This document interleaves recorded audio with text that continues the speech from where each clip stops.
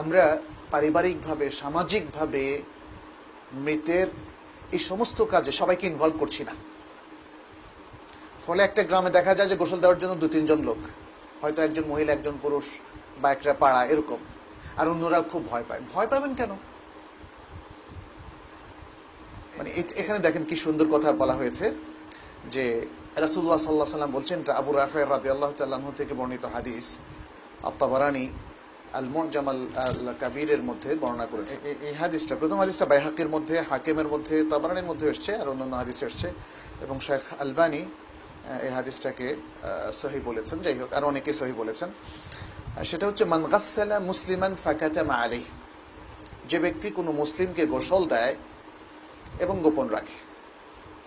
গোসল দিতে গেলে সে শরীরের বেশ কিছু আয়েব তার কাছে প্রকাশ পায়, কিন্তু সে সেটাকে প্রকাশ করলো না, সে সেটাকে গোপন করলো।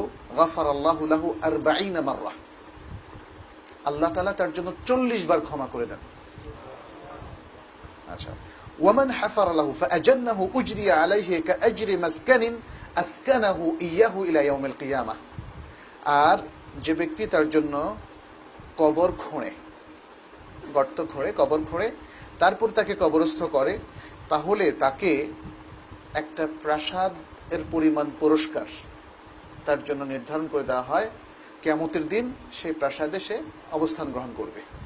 ওয়ামান কাফানাহু কাসাহুল্লাহু ইয়াউমাল কিয়ামা মিন সুনদুসিন ওয়াস্তাবরাকিল জান্নাহ, আর যে ব্যক্তি মৃত ব্যক্তিকে কাফন দেয়, কাফন পরায়, কারণ 3টে ভিন্ন ভিন্ন কাজ, কাফন পরায়, তাকে আল্লাহ তাআলা কিয়ামতের দিন সুন্দুস এবং ইস্তাবরাক, অত্যন্ত উন্নত মানের রেশমি কাপড়, জান্নাতের রেশমি কাপড়, সেটাই বলা হচ্ছে জান্নাতের এই সুন্দুস এবং ইস্তাবরাক নামক অত্যন্ত উন্নত মানের রেশমি কাপড় দিয়ে আল্লাহ তাআলা তাকেও সুসজ্জিত করবেন।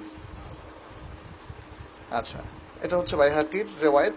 সেম রিওয়ায়াত আছে তাবারানীতে, আর অন্যান্য রিওয়ায়াত আমরা একটু সংক্ষেপ করছি। এরপর আরেকটা হাদিস আছে সহিহ মুসলিমের, নবী সাল্লাল্লাহু আলাইহি ওয়াসাল্লাম বলেছেন, মান সাতারা মুসলিমান সাতারাহুল্লাহু ফিদ দুনিয়া ওয়াল আখিরাহ, যে ব্যক্তি কোনো মুসলিমের যে কোনো দোষ ত্রুটি গোপন রাখবে, আল্লাহ তাআলা দুনিয়া আখিরাতেও তার সকল দোষ ত্রুটি গোপন রাখবেন।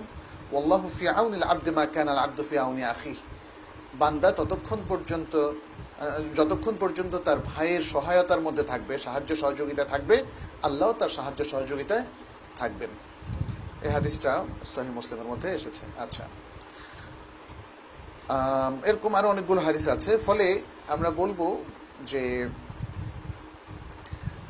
যিনি গোসল দেবেন তিনি যে কোনো ত্রুটির একটা বর্ণনা করবেন না মানুষের কাছে।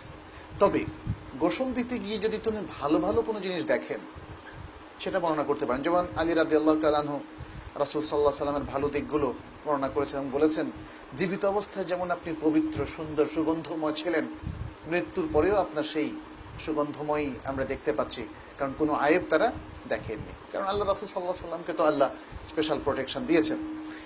আর আলামাতুল খায়র, যেগুলো ভালো ভালো কিছু বিষয় অনেক মৃতের মধ্যে পরিলক্ষিত হয়, তার মধ্যে আছে যেমন তার চেহারাটা সুন্দর, সে তো শুভ্র হয়ে যাওয়া, সুন্দর চেহারা, মুচকি হাসি, কিংবা মানে আরো ভালো কোনো দৃশ্য, এগুলো বলা যেতে পারে।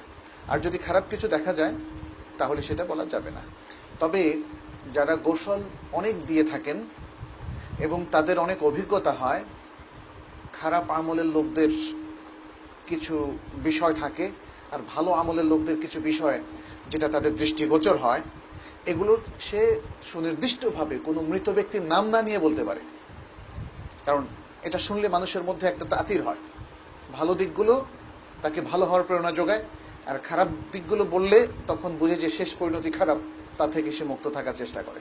এই পঞ্চম যে বিষয়টি, সেটি হচ্ছে মৃতের সম্মান। অর্থাৎ একজন লোক মৃত, যার লাশ এখন ধোয়ানো হচ্ছে, মনে রাখতে হবে তার সম্মান তার জীবিত থাকা অবস্থায় যেমন ছিল, মৃত্যুর পরেও তার তেমনই থাকবে। মৃত্যুর কারণে তার কোনো ধরনের ঘাটতি হবে না। অতএব তাকে নিয়ে তাচ্ছিল্য করা, হাসা, তাকে পরিহাস করা অথবা তার আয়েবগুলো বর্ণনা করা, এটা কখনোই ঠিক হবে না।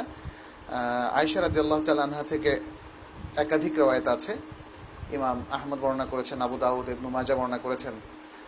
ইন্না কাসরা আযমিল মুমিন মাইতান মিথলা কাসরিহি হাইয়ান। এটা রাসূল সাল্লাল্লাহু আলাইহি ওয়াসাল্লাম বলেছেন যে কোনো মৃত ব্যক্তির হাড় ভেঙে দেওয়া জীবিত লোকের হাড় ভেঙে দেওয়ার মতোই অপরাধ। এরকম আরো একাধিক হাদিস আছে। ষষ্ঠ বিষয়টা হচ্ছে হুকমু তাগসিলিল মাইয়িত, মৃত ব্যক্তিকে গোসল দেওয়ার বিধান। এই গোসল দেওয়াটা কি? এটা কি ফরজ না সুন্নাহ না মুস্তাহাব? গোসল দেওয়াটা হচ্ছে ফরজ, কিন্তু এটা হচ্ছে ফরজে কিফায়া। যেহেতু গোসল একবার দিলে আর দেওয়ার প্রয়োজন নাই। গোসল পরিপূর্ণভাবে, গোসলের বর্ণনা আসছে একবার দেওয়ার অর্থ হচ্ছে পরিপূর্ণ গোসলের কথা আমরা বলছি। এমনি হাদিসে তো আছে 3 বার 5 বার 7 বার পরপর গোসল দেওয়ার কথা, কিন্তু এখানে একবার বলতে কমপ্লিট গোসলটা হয়ে যাওয়ার পরে আর সমাজের কারো দায়িত্ব থাকবে না আবার গোসল দেওয়া। এই প্রথমবার গোসল দেওয়া এটা ফরজে কিফায়া। কিছু সংখ্যক লোক যদি সে গোসল দেন, অথবা 1 জন 2 জন যারাই সেটা করতে পারেন, করার পরে আর সমাজের কারো উপর সে দায়িত্ব থাকবে না। কিন্তু যদি কাউকে গোসল দেওয়া না হয় তাহলে সমাজের সবার উপর সে দায়িত্ব থেকে যাবে। রাসূল সাল্লাল্লাহু আলাইহি ওয়াসাল্লাম যেমন গোসল দেওয়ার নির্দেশটা দিয়েছিলেন যারা মারা গিয়েছেন তাদের অনেকের ক্ষেত্রে, এর মধ্যে ওই মুহরম ব্যক্তি যে উট থেকে পড়ে মারা গিয়েছিল, বলেছিলেন ইগসিলুহু বিমাইন ওয়া সিদরিন, তাকে পানি এবং বরই পাতা দিয়ে গোসল দাও। এছাড়া উম্মে আতিয়া রাদিয়াল্লাহু তাআলা আনহার হাদিস, যেখানে রাসূল সাল্লাল্লাহু আলাইহি ওয়াসাল্লাম তার স্ত্রীদেরকে নির্দেশ দিয়েছিলেন যারা তার কন্যাকে গোসল দিয়েছিল, বলেছিলেন কি ইগসিলনাহা সালাসান আও খামসান আও সাবআন আও আকতার মিন যালিকা ইন রাআইতুন্না যালিক, যে তাকে 3 বার গোসল দাও, অথবা 5 বার, অথবা 7 বার, অথবা তোমরা যদি মনে করো এর চেয়েও বেশি দিতে পারো। তবে অন্যান্য বর্ণনা এসেছে যে মানে বিজোড় সংখ্যক দেওয়াটা হচ্ছে উত্তম। বিজোড় সংখ্যক দেওয়াটাকে রাসূল সাল্লাল্লাহু আলাইহি ওয়াসাল্লাম রেকমেন্ড করেছেন। তাহলে ষষ্ঠ বিষয় আমরা পেলাম গোসল দেওয়ার বিধান, এবং সেটা হচ্ছে ফরজে কিফায়া। সপ্তম বিষয় হচ্ছে পুরুষদের গোসল বা পুরুষ মাইয়াতের গোসল দেবে পুরুষেরা, অথবা তার স্ত্রী, আর আগের যুগে যেটা হতো তার দাসীও দিতে পারতো, যেহেতু তার দাসী তার স্ত্রীর বিধানের মধ্যে।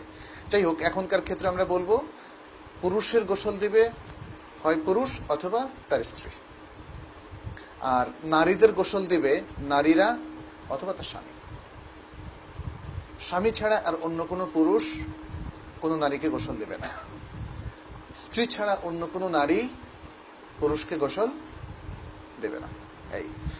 এখানে আয়েশা রাদিয়াল্লাহু তাআলা আনহার হাদিস আছে, তিনি বলেছেন রাজা রাসূলুল্লাহ সাল্লাল্লাহু আলাইহি ওয়াসাল্লাম মিনাল বাকিঈ ফাওয়াজাদানি ওয়া আনা আজিদু সুদাআন ফি রাসি। বাকি থেকে একবার রাসূল সাল্লাল্লাহু আলাইহি ওয়াসাল্লাম আসলেন, সম্ভবত কবর জিয়ারত করে তিনি আসলেন, এবং আমাকে দেখলেন যে আমার মাথায় প্রচন্ড ব্যথা, সুদাআন ফি রাসি, এবং এতই ব্যথা যে ওয়া আনা আকুল ওয়া রাসা, হায় আমার মাথা গেল, আমি এভাবে বলছিলাম, এত প্রচন্ড ব্যথা ছিল। ফাকালা বাল আনা ইয়া আয়েশা ওয়া রাসা,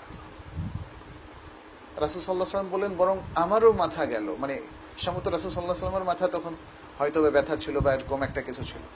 তুম্মা কাল, এরপরে রাসূল সাল্লাল্লাহু আলাইহি ওয়াসাল্লাম বললেন মা দাররাকি লাউ মুত্তি ক্বাবলি, যে তুমি যদি আমার আগে মারা যাও, ফাকুমতু আলাইক ফাগাসসালতুক, তাহলে আমি তোমার গোসল দেব, ওয়া কাফানতুক, তোমার কাফন দেব, ওয়া সাল্লাইতু আলাইক ওয়া দাফানতুক, তোমার উপর সালাতুল জানাজা পড়ব এবং তোমাকে দাফন করব।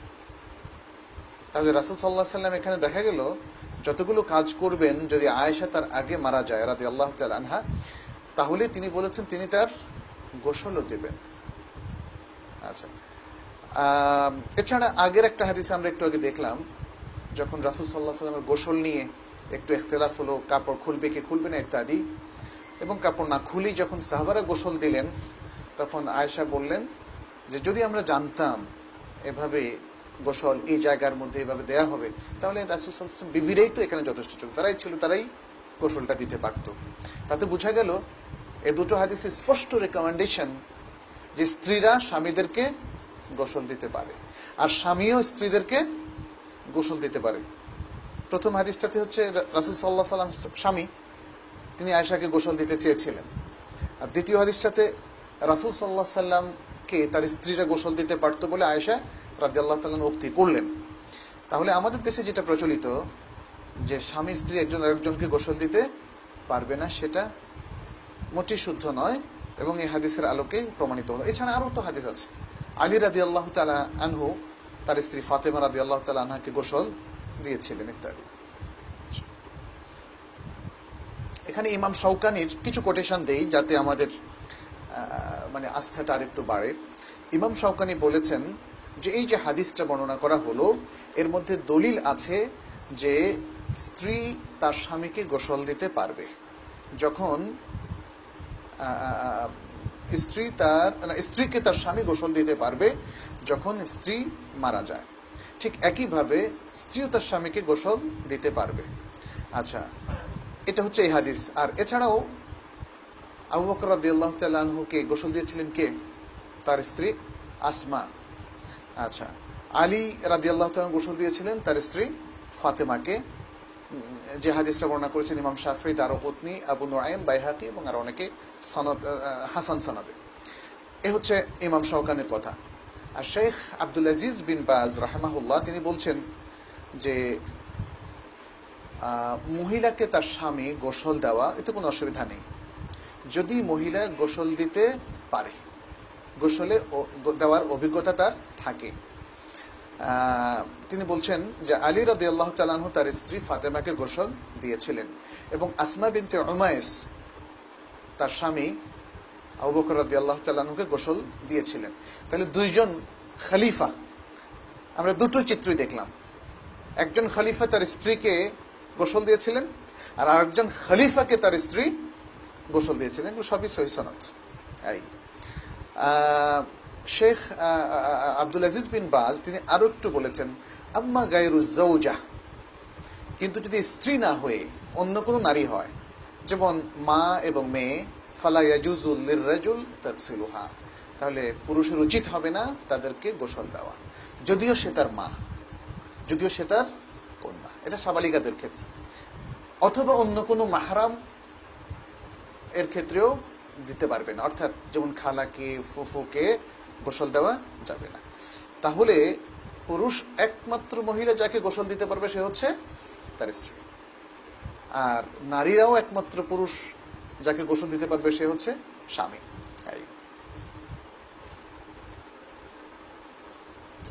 এখানে একটা মত আছে, সেটি হচ্ছে যখন 7 বছর এর ছোট হয়, ছেলে হোক মেয়ে হোক, তারা যদি 7 বছরের ছোট হয়, কারণ তখন তাদের জন্য তারা শিশু, তাদেরকে আওরা হিসাবে দেখা হচ্ছে না, ফলে এই 7 বছরের নিচে হলে তাহলে পুরুষ নারী উভয়ই এই 7 বছরের মানে লিঙ্গ যদি ভিন্ন হয়, পুরুষরা 7 বছরের নিচের নারী শিশুকে গোসল দিতে পারবে, আবার নারীরাও পুরুষ শিশুকে গোসল দিতে পারবে, ছোট্ট শিশু যদি হয়।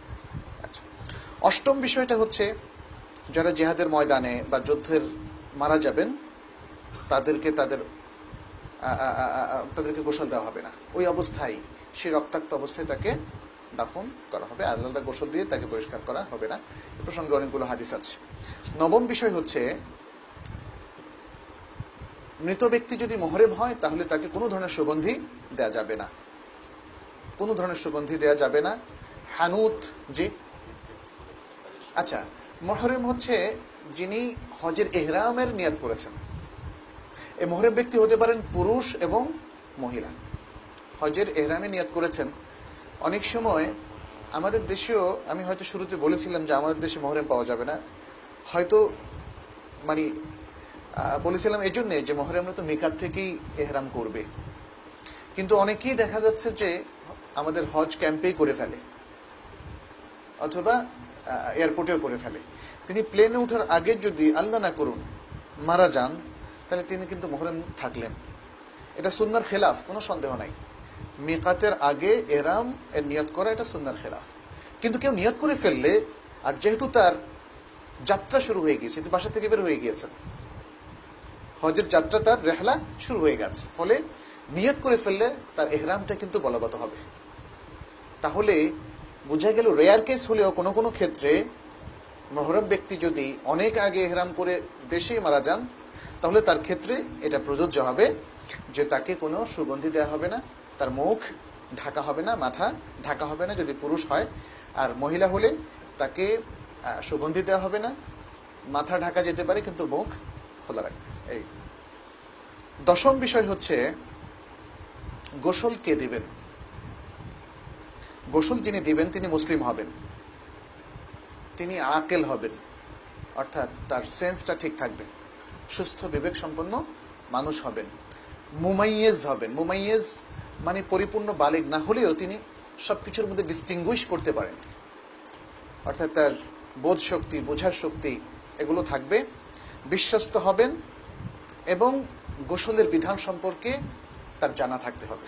কিভাবে গোসল দেওয়া হয় মাসনুন তরিকায়, এটা তার জানা থাকতে হবে, তাহলে তিনি গোসল দিবেন। গোসল যিনি দিবেন এটা হচ্ছে তার বৈশিষ্ট্য বা তার গুণাবলী।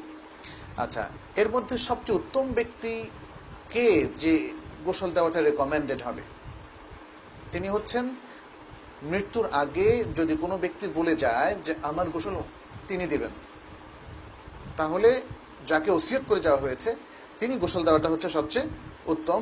কারণ আবু বকর রাদিয়াল্লাহু তাআলা আনহু তিনি তার মৃত্যুর আগে ওসিয়ত করেছিলেন যেন তার স্ত্রী আসমা বিনতে উমাইস তাকে গোসল দেয়, এবং সে অনুযায়ী আসমা তাকে গোসল দিয়েছিলেন। এবং আনাস ইবনে মালিক রাদিয়াল্লাহু তাআলা আনহু তিনিও মৃত্যুর আগে ওসিয়ত করে গিয়েছিলেন যে মুহাম্মদ ইবনে সিরিন প্রখ্যাত একজন তাবেঈ, তিনি যেন গোসল দেন, এবং সেটি করেছিলেন। আচ্ছা,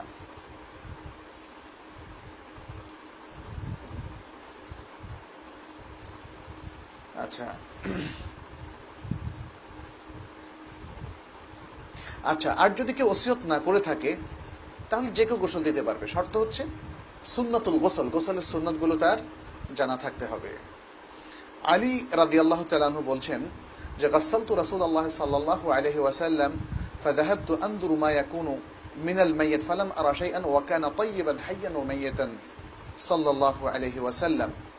যে তিনি বললেন যে আমি রাসূল সাল্লাল্লাহু আলাইহি ওয়াসাল্লামকে গোসল দিলাম, এরপর আমি দেখতে থাকলাম মৃত্যুর বিষয়গুলো আর কি, যেমন কোনো ধরনের সমস্যা আছে কিনা, কিন্তু আমি কিছুই পেলাম না, কোনো সমস্যাই পেলাম না। তিনি জীবিত অবস্থায় যেমন পবিত্র নিখুঁত ছিলেন, মৃত অবস্থায় তেমন ছিলেন। আচ্ছা, রাসূল সাল্লাল্লাহু আলাইহি ওয়াসাল্লাম গোসল কয়জন দিয়েছিলেন জানেন নাকি আপনারা? রাসূল সাল্লাল্লাহু আলাইহি ওয়াসাল্লাম গোসল দিয়েছিলেন 4 জন। আলী রাদিয়াল্লাহু তাআলা আনহু, আব্বাস রাদিয়াল্লাহু তাআলা আনহু, ফদল মানে ফদল বিন আব্বাস, এবং সালেহ মাওলা রাসূলুল্লাহ সাল্লাল্লাহু আলাইহি ওয়াসাল্লাম। রাসূল সাল্লাল্লাহু আলাইহি ওয়াসাল্লামের একজন দাস ছিল, তার নাম ছিল সালেহ। এই 4 জন মিলে তার গোসল দিয়েছিলেন। যদিও আরেকটা রিওয়ায়েতে এসেছে উসামা বিন যায়েদও তার গোসল দিয়েছিলেন ইত্যাদি। আচ্ছা, একাদশ বিষয়, এটা হচ্ছে এখন আমাদের গোসলের বর্ণনা, কিভাবে গোসলটা আমরা দেব, একটু খেয়াল করবেন সবাই। আচ্ছা, আমরা একের পর এক বর্ণনা করে যাচ্ছি, এর মধ্যে যেগুলো খুব গুরুত্বপূর্ণ সেটা আমরা বলবো, মোস্তাহাবগুলো আমরা বলবো। প্রথমত, গোসল দেওয়ার প্রস্তুতি স্বরূপ মৃত ব্যক্তিকে একটা তক্তা অথবা খাটের উপর শোয়ানো হবে, এবং এমন একটা জায়গা চয়ন করা হবে যেটা 5 দিক থেকে আবৃত। 5 দিক মানে 4 দিক প্লাস তার উপরে ছাদ থাকবে। যদি ছাদ না থাকে তাহলে কাপড় দিয়ে সেটা ঢাকা উচিত, তাহলে 5 দিক থাকবে। আর সবচেয়ে উত্তম হয় যদি কোনো বিল্ডিং এর মধ্যে ছাদের নিচে হয়, এটা একটা বিষয়। দ্বিতীয় হচ্ছে কেউ উপস্থিত থাকবেন। এখানে এমন নয় যে মৃতকে কিভাবে গোসল করায় সবাই মিলে উপস্থিত থাকবেন বা অনেকেই না, এখানে উপস্থিত থাকবেন যিনি গোসল দেন, আর তাকে সহায়তা করার জন্য যদি কেউ দরকার হয় তাহলে তিনি থাকবেন। কেউ যদি শিখতে চায় তাহলে সে সহায়ক হিসাবে থাকতে পারে। এর কারণটা কি? এর কারণটা হচ্ছে এই যে চারিদিকে আমরা ঢাকার কথা বললাম, এই ঢাকাটা হচ্ছে যে মৃত্যুর লাশের কোনো বদনাম অথবা কোনো কিছু যেন না ছড়ায়, তার দোষগুণ যাই থাকুক না কেন সেটা যেন গোপন থাকে। এটা তার ব্যক্তির মর্যাদা। ফলে এই মর্যাদা যাতে ক্ষুণ্ণ না হয়, ফলে প্রয়োজন ছাড়া কোনো ব্যক্তি সেখানে থাকবে না। আচ্ছা, তৃতীয় বিষয়টা হচ্ছে মৃত্যুর পরপর যে কথাটা আমরা বলেছিলাম, তার মাফসালগুলো এগুলোকে একটু নরম করা আগের সিস্টেমে, অর্থাৎ হাতটাকে বাহু পর্যন্ত নিয়ে আসা, পাঁজরের সাথে মেলানো, আবার তাকে মেলে দেওয়া, ডান হাত বাম হাত, ডান পা বাম পা, একইভাবে পাটাকে এভাবে রানের সাথে মিলিয়ে নিচের গোড়ালিটা, হাঁটুটা ভেঙে আসবে, আবার সেটাকে সোজা করে দিবে এভাবে। এ হচ্ছে 3 নম্বর কাজ। 4 নম্বর কাজ হচ্ছে মৃতের সতরটা ঢাকতে হবে। এবং সতরটা ঢাকবে কিরকম? সতর ঢাকবে তার নাভি থেকে হাঁটু পর্যন্ত একটা স্পেশাল টাওয়াল অথবা কাপড় দিয়ে সেটাকে ঢেকে দেবে। এখনো গোসল শুরু হয়নি, কিন্তু তার আগে, যেহেতু তার বাকি জায়গাগুলো খালি থাকবে, তার পেট থেকে উপর পর্যন্ত, নাভির পর থেকে উপর পর্যন্ত খালি থাকবে, আবার হাঁটুর নিচেও খালি থাকবে, তার সতরটা ঢাকতে হবে। নারীদের ক্ষেত্রে একই, যে কমপ্লিট ওপেন করা যাবে না কাউকে। আচ্ছা, আর পঞ্চম বিষয় হচ্ছে, যদি তখনও তার শরীরে কাপড় থাকে, কোনো কামিজ অথবা জামা থাকে, তাহলে সেটা খুলে ফেলতে হবে, আর সতর্কে কখনোই ওপেন করা যাবে না। আচ্ছা, 6 নম্বর হচ্ছে, যদি তার নখগুলো বড় থাকে অথবা মোচ অনেক বড় বড় থাকে, কাটা যাবে কিনা, এটা নিয়ে ইখতিলাফ আছে। তবে শেখ বিন বাজ রাহমাহুল্লাহ, ডক্টর সাঈদ আল কাহতানি, তারা বলছেন যে এগুলো কাটাটাই সঙ্গত। কারণ এটা হচ্ছে মৃতকে তানদীফ করা, মৃতকে পাক সাফ করা। যেভাবে তার স্টমাকটাকে একটু পরে আমরা বলবো পাক সাফ করা হচ্ছে, তাহলে তার মোচ অনেক বড়, দাড়ি, নখ অনেক বড়, সুতরাং নখ এবং মোচ এটা কাটা যাবে। আর কেউ কেউ অবশ্য এটাকে বেদআত বলেছেন, মানে কিছুই করা যাবে না, এটা তারা বলেছেন, তো কাটাটা যাবে না। শেখ বিন বাজ রাহমাহুল্লাহ তিনি বলছেন, ইউস্তাহাব্বু কাসসু শারিবিহি ওয়া কালমু আযফারিহি, তার বড় বড় মোচ ছোট করা এবং তার নখ কাটা, এটা মুস্তাহাব। ইবনে কুদামা রাহমাহুল্লাহ তিনি এই কথা বলেছেন, ওয়া ইউস্তাহাব্বু তাকলিমু আযফারিল মাইয়িত ওয়া কাসসু শারিবিহি, মুস্তাহাব হচ্ছে মৃত ব্যক্তির নখ কাটা এবং তার মোচ কাটা, লিআন্না যালিকা সুন্নাতুন ফি হায়াতিহি, কারণ এটা তার জীবদ্দশার সুন্নাহ ছিল, মৃত্যুর পরেও সুন্নাহ হবে। যদিও মৃত্যুর পরে আসলে ওভাবে স্পষ্ট কোনো দলিল নাই, কিন্তু এটাকে কিয়াস করা হয়েছে যে জীবদ্দশায় যেহেতু এগুলো দেখতে খারাপ লাগে আর কাটতে কোনো অসুবিধা নেই, বাহ্যিক জিনিস, অতএব কাটা যেতে পারে। শেখ বিন বাজ রাহমাহুল্লাহ তিনি বলছেন, আম্মা হালকুল আনা ওয়া নাতফুল ইবত ফালা আ'লামু মা ইয়াদুল্লু আলা শারঈয়্যাতি, তিনি বলেন যে বগলের অথবা নাভির নিচের এগুলো কাটা যাবে না, কারণ এ প্রসঙ্গে কোনো দলিল নাই। আর তাছাড়া আরেকটা বিষয় আছে, এটা হলো মানুষের ভেতরে লুকায়িত গোপন অবস্থায় থাকে, অতএব এগুলোকে মানে বের করা বা প্রকাশ করে সেগুলোকে ছোট করার প্রয়োজন বা কামানোর কোনো প্রয়োজন নেই। 7 নম্বর বিষয়টা হচ্ছে,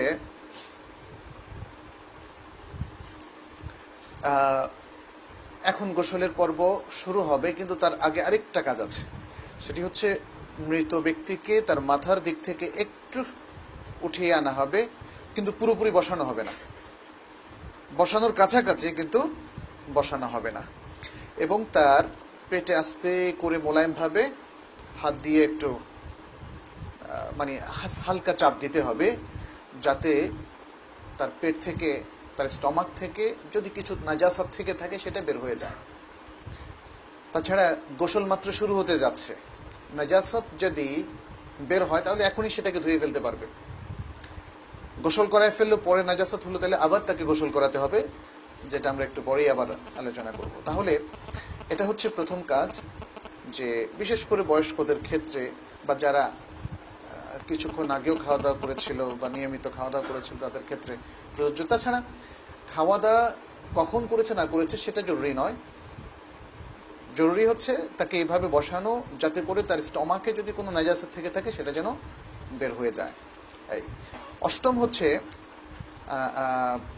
যিনি গোসল দেবেন তিনি তার বাম হাতে একটা ন্যাকড়া অথবা গ্লাভস পরে নেবেন এবং পরে স্টমাকের যে বিষয়টা এখানে বলা হলো, যদি কিছু বের হতে থাকে তিনি যে কাপড়টা তার নাভি থেকে হাঁটু পর্যন্ত দিয়েছেন সে কাপড়টাকে একটু তুলে সেখান দিয়ে তিনি পানি ঢালবেন, আর ওই বাম হাতের গ্লাভস পরা বাম হাতে তিনি তার লজ্জাস্থানটাকে একটু পরিষ্কার করে দিবেন, কিন্তু সরাসরি লজ্জাস্থানকে স্পর্শ করবেন না এবং সেটাকে চোখের দৃষ্টির সামনেও নিয়ে আসবেন না, এটা আড়ালেই থাকবে, এটা আড়ালেই থাকবে। এই 9 নম্বর হচ্ছে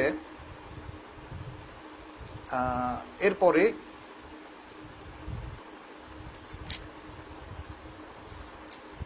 আচ্ছা এরপরে তিনি আরো পানি ঢালতে থাকবেন তার যাতে করে পরিপূর্ণ পরিষ্কার হয়। লজ্জাস্থানের পরিষ্কার হওয়াটা তিনি নিশ্চিত করবেন, এরপরে তার গোসল শুরু হবে। গোসল আমরা ফরজ গোসল যেভাবে করি অনেকটা সেরকমই ওযু দিয়ে শুরু করতে হবে এবং এই ওযুটা হচ্ছে সালাতের ওয়াদু এবং প্রত্যেকটা কাজ শুরু করতে হবে ডান দিক থেকে। তাহলে যেমন তার উভয় হাত ধৌত করা, প্রথমে ডান হাত এবং মানে অজুটা কমপ্লিট করতে হবে, ডান কবজি, তারপর বাম কবজি, ডান হাত, বাম হাত, তারপর মুখমণ্ডল ধৌত করা, মাসেহ করা। মাসেহ করার ক্ষেত্রেও খেয়াল রাখতে হবে তাকে ঠিক যেভাবে আমরা জীবিত অবস্থায় মাসেহ করি, পুরোটা পিছনে যাবে তারপর আবার সামনে আসবে।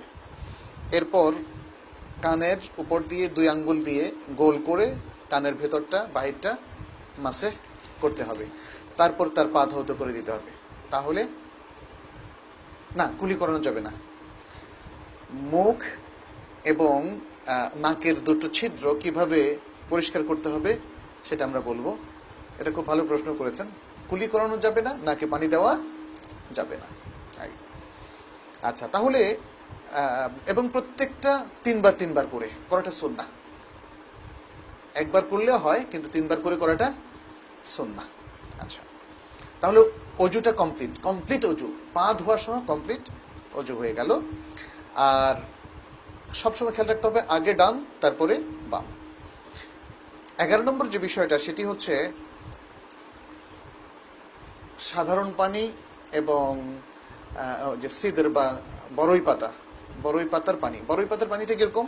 বড়ই পাতাটাকে পিষতে হবে খুব ভালো করে, পিষে পানির মধ্যে দিতে হবে এবং খুব ভালো করে নাড়তে হবে যাতে ফেনা হয়, ফেনা হওয়া পর্যন্ত নাড়তে হবে, এটাকে বলা হয় রাগওয়া। আচ্ছা, এরপরে গোসল শুরু করতে হবে। গোসলের বিষয়টাও ডান দিক থেকে শুরু করতে হবে। আচ্ছা, এখানে একটু বলে নেই, ভাই যেহেতু বলেছেন কুলি এবং নাকে পানি দেওয়ার বিষয়টা কিরকম হবে, এটা গোসলের আগেই করে নিলে ভালো। এখানেও তিনি তার 2 আঙ্গুলে কাপড়, আলাদা একটা কাপড় নিয়ে নেবেন। কাপড়টা যদি মানে একটু খসখসে হয় অসুবিধা নেই, কিন্তু তাকে একটু ভিজিয়ে নিতে হবে। ভিজিয়ে প্রথমে তিনি এই 2 আঙ্গুল দিয়ে মাড়িগুলো সাফ করবেন এবং মুখের ভেতরটা পরিষ্কার করবেন, তারপরে আবার পানি ঢেলে সেটাকে পরিষ্কার করে, এভাবে তিনি একাধিকবার সেটা করতে পারেন।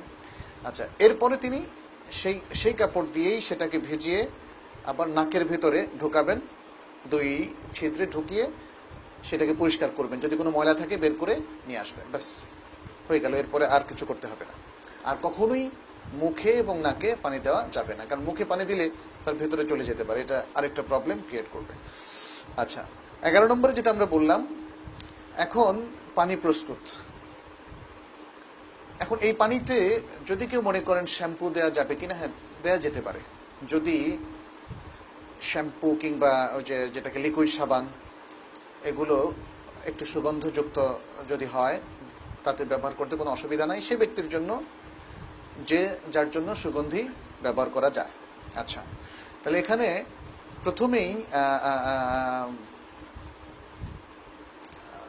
পানিটা ঢালতে হবে তার মাথায় এবং মাথায় হাত দিয়ে যাতে ফেনা হয়ে ভালো করে পরিষ্কার হয় সে পর্যন্ত তাকে পানি ঢালা শুরু করতে হবে। আচ্ছা, ইউবদাউ বিশাক্কি রাসিহিল আইমান, মাথার কোন সাইড দিয়ে শুরু করবে? ডান সাইড দিয়ে আগে শুরু করবে, ডান সাইডটা ধুয়ে আস্তে বাম সাইডের দিকে সে পানি ঢালবে। এটা হচ্ছে প্রথম বিষয়। আচ্ছা, এবং এটা 3 বার করবে, তাহলে মাথাটাও 3 বার ধৌত করবে। 12 নম্বর বিষয় হচ্ছে এবার শরীরের দিকে আসতে হবে, মাথার পরে শরীরের দিকে আসতে হবে তার। আচ্ছা, এখানে যেটা বললো মাথা এবং তার দাড়ি, এখানে পানি ঢালবে, তার মুখের মধ্যে পানি ঢালবে না, মুখটা পরিষ্কার করে দিবে, মাথায় ঢালবে আর দাড়িতে পানি পরিষ্কার করবে। আচ্ছা, এরপর হচ্ছে মৃতের শরীরের ডান দিক থেকে শুরু করবে, ডান সাইডে সে পানি ঢালবে, প্রথমে হাতের দিক থেকে আস্তে আস্তে পা পর্যন্ত। আচ্ছা, এরপরে আস্তে করে সে বাম কাতে আবার তাকে একটু খাড়া করবে, যাতে করে ডান সাইডের পিঠের সাইডটা সে ধৌত করে দিতে পারে। এই এটা হলো তাহলে ডান সাইড হয়ে গেল, পুরো ডান সাইড তার হয়ে গেল, সামনের সাইড এবং পেছনের সাইড। এরপরে শুরু করবে বাম সাইড থেকে, বাম হাত, বাম পাশ, বাম পা, এভাবে পানি ঢালতে শুরু করবে। আর সতরের জায়গাটুকুতে সে সবসময় কখনোই সেটাকে উন্মুক্ত করবে না, ও ভেতর থেকে একটু কাপড় উঠিয়ে পানি ঢালবে। এভাবে পা পর্যন্ত ধোয়া হয়ে গেলে আবার ডান কাতের দিকে একটু উঠাবে, তাহলে তার বাম পাশটাও কমপ্লিটলি ধোয়া হয়ে গেল। আচ্ছা, তাহলে এটা হলো একবার ধোয়া। এভাবে সে 3 বার, 5 বার, 7 বার অথবা তার চেয়েও বেশি বিজয় সংখ্যক করতে পারে। এই হাদিসটা তো আমরা একটু আগে বলেছি। আচ্ছা, মৃতের চুলের বিষয়টা কিরকম করা হবে? চুলের বিষয়টা মানে চুলটাকে যদি খোপা থাকে সেগুলো খোলা হবে, খুলে সেটাকে প্রয়োজনে আঁচড়াতেও পারবেন, আঁচড়িয়ে তারপরে ভালো করে মাথাটাকে ধোয়া যাবে। আচ্ছা, আর এরপরে যখন আমরা দাফনের সময় পরবর্তীতে কি করা হবে সেটা আমরা পরে বলবো। তবে মেয়েদের ক্ষেত্রে এবং ছেলেদের ক্ষেত্রেও সেটা শাইখ বিন বাজ রাহমাহুল্লাহ তিনি রেকমেন্ড করেছেন যে চুলগুলোকে 3 ভাগে ভাগ করা হবে, এক পাশের চুল, এ পাশের চুল আর মাঝখানের চুল, মানে মাথার সম্মুখ ভাগের চুল। এগুলো যদি বড় থাকে তাহলে এগুলোকে বেনি করে পিছন দিকে দিয়ে দেওয়া হবে। এটা মেয়েদের ক্ষেত্রে শাইখ বিন বাজ রাহমাহুল্লাহ বলেছেন, ছেলেদের ক্ষেত্রেও এভাবেই হতে পারে, কোনো অসুবিধা নেই। এই আচ্ছা, যখন গোসলটা কমপ্লিট হলো, তাহলে এখন আমাদের গোসলটা কমপ্লিট হয়ে গেল, কঠিন কিছু না, কিন্তু গোসলটা কমপ্লিট হলো যে কবারই আমরা করাই। তারপরে এখন হচ্ছে টাওয়াল কিংবা এরকম কাপড় দিয়ে তাকে আস্তে আস্তে মানে একটু শুকিয়ে ফেলা, হালকাভাবে দিয়ে তাকে শুকিয়ে ফেলা। এবং এক্ষেত্রে এই কাপড়টা আপনি কিছুক্ষণের জন্য ওই মাঝখানেও রেখে দিতে পারেন, মানে তার শরীরটা যাতে পুরোপুরি আস্তে করে যদি কোনো পানি থাকে সেটা টেনে নেয়।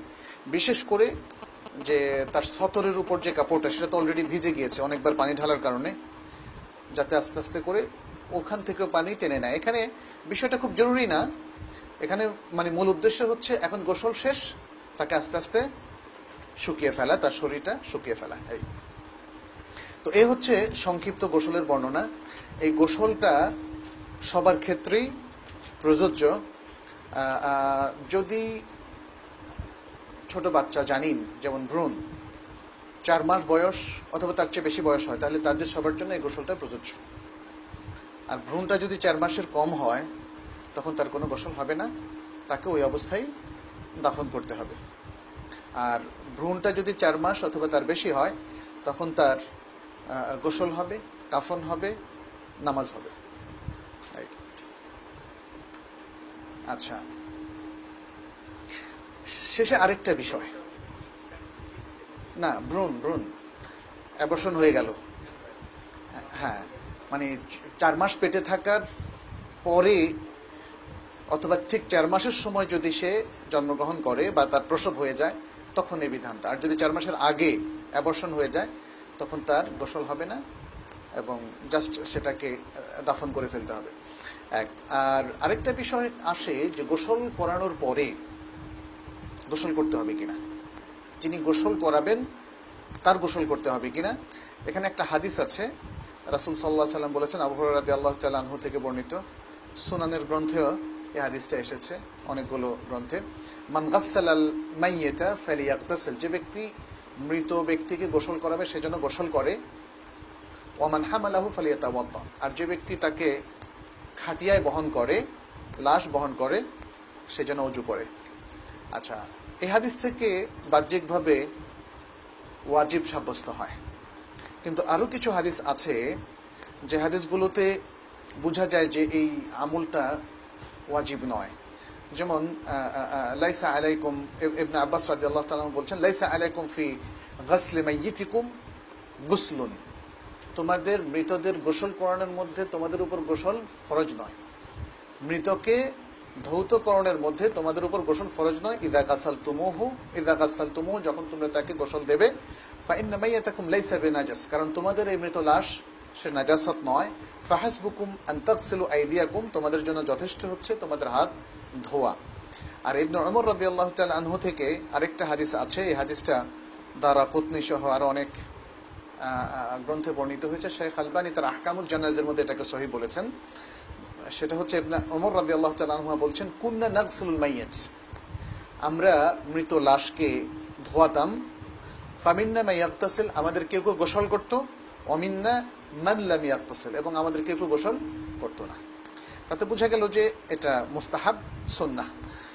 আর শেখ বিন বাজ রাহিমাহুল্লাহ এর কারণটা বর্ণনা করেছেন। তিনি বলেছেন যে গোসল দিতে গিয়ে সে হয়তো অনেক নাজাসাত তাকে স্পর্শ করতে হচ্ছে, যদিও সে গ্লাভস পরে বা অন্য কাপড় পরে ধুয়ে ফেলে, আর অনেক কিছু সে দেখে, অনেক অভিজ্ঞতা তার হয়। ফলে এসব কিছু গোসল করলে এসব কিছুতে সে একদিকে যেমন পাকসাফ হয়ে যায়, মানসিক একটা অবসাদ যদি তার এসে যায় সেটাও তার দূর হয়ে যাবে। ফলে গোসল করাটা খুবই সঙ্গত। তার মানে হচ্ছে গোসল করাটা এটা ওয়াজিব হোক অথবা সুন্নাহ হোক, কিন্তু এটা স্ট্রংলি রেকমেন্ডেড। এই হচ্ছে আমাদের গোসলের বিষয়টা। আর কাফনের বিষয়টা আমি সংক্ষেপে একটু বলবো, তারপর আমরা প্র্যাকটিক্যালি যাবো ইনশাআল্লাহ। প্রশ্নটা পরে ইনশাআল্লাহ আমরা পরে করব।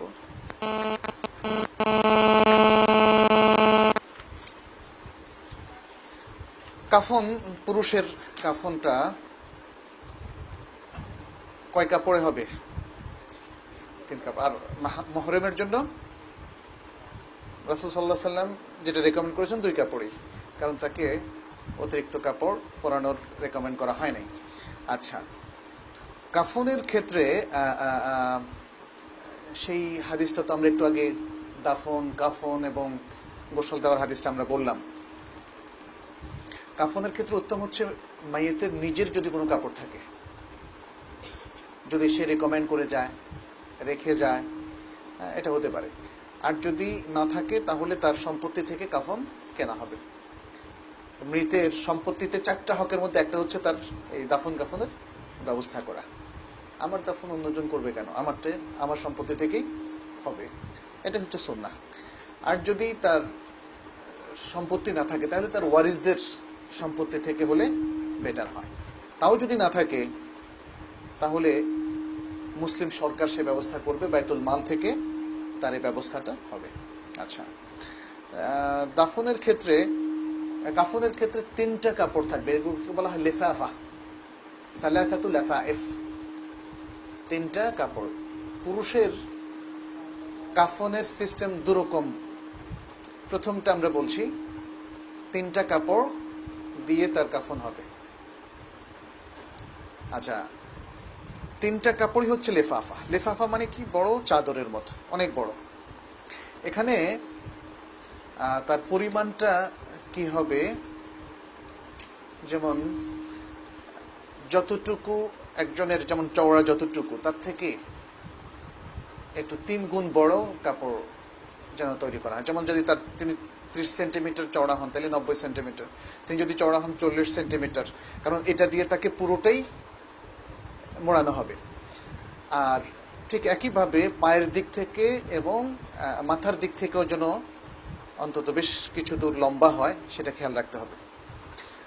তো 3টা লিফাফার মধ্যে পুরুষের কাফন হবে। এটা হচ্ছে প্রথম পদ্ধতি। প্রথম লিফাফাটা বিছানো হবে, তার উপর আরেকটা লিফাফা বিছানো হবে, তারপর আরেকটা। এক্ষেত্রে কর্পূর কিংবা সুগন্ধি জাতীয় জিনিসগুলো কোথায় দেওয়া হবে আমরা সেই তারতিবটা একটু বলছি আপনাদেরকে।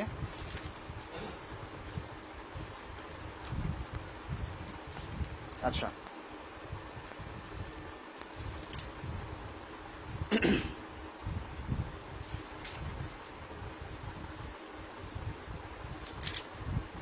আচ্ছা,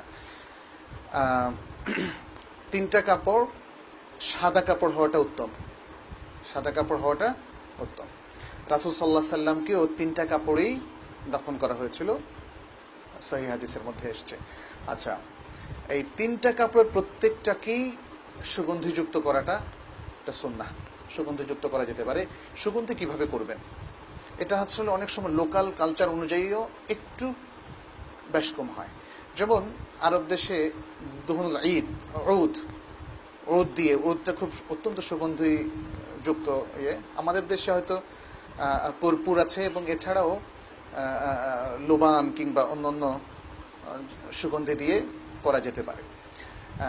রাসূল সাল্লাল্লাহু আলাইহি ওয়াসাল্লাম বলেছেন, এটা জাবের রাদিয়াল্লাহু আনহু হাদিসে এসেছে, ইযা আজমারতুমুল মাইয়িত ফাআজমিরুহু সালাসান, যখন তোমরা মৃত ব্যক্তিকে বা মৃত ব্যক্তির কাফনকে সুগন্ধযুক্ত করতে চাও তাহলে 3 বার সেটি করো। আচ্ছা,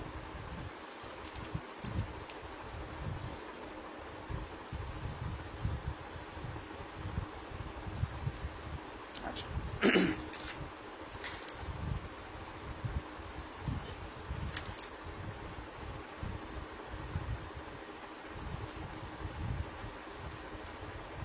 আচ্ছা। মৃত ব্যক্তির প্রথম যে কাফনগুলো আছে, কাফনের কাপড়গুলোকে সুগন্ধিযুক্ত করা, এটা হচ্ছে প্রথম কাজ। এটা হতে পারে স্প্রে করার মাধ্যমে, যেমন গোলাপ জল, হতে পারে দুহুন মানে যে যেটা উদ জ্বালিয়ে সেটার একটু গন্ধ দিয়ে সেটাকে সুগন্ধিযুক্ত করা যেতে পারে। আচ্ছা, এরপরে পুরুষের যে সুগন্ধিযুক্ত করার পরে প্রথমটা বিছানো হবে। প্রথমটা বিছানোর পরে তার উপর সেকেন্ডটাও বেছানো হবে। সেকেন্ডটা, প্রথমটা বিছানোর পরে কিছু কর্পূর, কিছু হানুত, আমি ঠিক জানি না হানুতটা কি বাংলাদেশে আছে, এটা এক ধরনের সুগন্ধিযুক্ত মানে কিছু সলিড, এগুলো ইয়েতে আছে, আমি দেখলাম ইউটিউবে, আপনারা কেউ হয়তো দেখতে পারেন। আরব দেশে তারা যে দাফনটা করাচ্ছেন বা কাফন পরাচ্ছেন, সেখানে স্পষ্ট করে বলে দেওয়া হচ্ছে এটা হচ্ছে হানুত, এটা হচ্ছে উদ, তারপরে এটা হচ্ছে কর্পূর। এভাবে কর্পূরটা তো আমাদের এখানে খুবই পরিচিত। তাহলে প্রত্যেকটা কাপড়ের উপরই সে পাউডার দেবে, হ্যাঁ, প্রত্যেকটা। আচ্ছা, এগুলো ব্যবহার করতে নিষেধ নাই, এগুলো ব্যবহার করতে নিষেধ নাই। আসলে তখন যেটা অ্যাভেলেবল ছিল সেটাই ব্যবহার করা হয়েছে। সুগন্ধি ব্যবহার করা যেতে পারে। আচ্ছা, এটা হচ্ছে, তাহলে প্রথমটা বিছানোর পরে এই জিনিসগুলো দেবেন, যেহেতু প্রত্যেকটা আলাদা আলাদা করে মোড়ানো হবে। দ্বিতীয়টা বিছানোর পরেও সেটা দেয়া হবে। এরপরে দ্বিতীয় লেফাফার পরে তৃতীয় লেফাফাটা বেছানো হবে এবং এখানেও কিছু কাফুর, কিছু হানুত সেখানে রাখা হবে। আচ্ছা, এরপর এখানে আরেকটা জিনিস বলেছে, যেমন তেবান, আমি ঠিক জানি না তেবান এটা কিরকম, এটাও আমি ইউটিউবে দেখেছি, তারা দেখিয়েছে। তেবান হচ্ছে, আচ্ছা,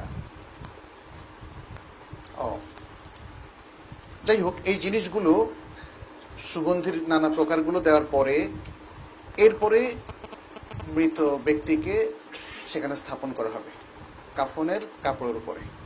আচ্ছা, এখন যদি এটা হয়, সম্ভাবনা থাকে যে মৃত ব্যক্তির পেট থেকে আরো কিছু বের হয়ে যেতে পারে, সেক্ষেত্রে আরেকটা কাপড় দিয়ে লেঙ্গুটের মতো একটু ফেড়ে তার নিতম্বের নিচ থেকে দিয়ে সেটাকে একটু পরিয়ে দেওয়া যেতে পারে। এটা হচ্ছে আরেকটা কাপড় যদি প্রয়োজন হয়, তা না হলে 3টা কাপড়ই তার জন্য যথেষ্ট। আচ্ছা,